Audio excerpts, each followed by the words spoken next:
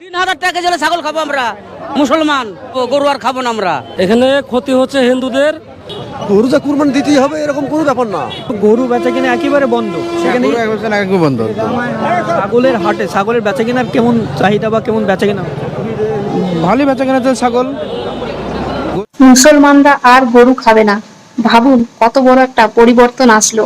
মুসলিমরা আজ অব্দি অনেক গরু হত্যা করেছে, অনেক গরুর কুরবানি দিয়েছে, কিন্তু তারা আজকে নিজেরাই ডিসাইড করেছে যে আর তারা গরুর হত্যা করবে না, গরুর কোনো ক্ষতি করবে না, কারণ তারা ভেবেছে যে গরুর মাংস ছাড়াও জীবন যাপন করা যায়। কিন্তু অনেক হিন্দুরা আন্দোলন করেছিল যে গরুর কুরবানি চালু করা হোক।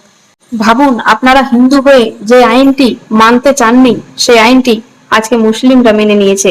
যেহেতু আমরা সকলেই ভারতীয়, তাই ভারতের নিয়ম ধর্ম সংস্কার অবশ্যই মেনে চলা উচিত এবং প্রমাণ দেওয়া উচিত আমরা ভারতীয়, আমরা কোনো জীবের হত্যা করি না। তাই ধীরে ধীরে সবাই পরিবর্তন হন এবং কমেন্টে জানান রাধে রাধে।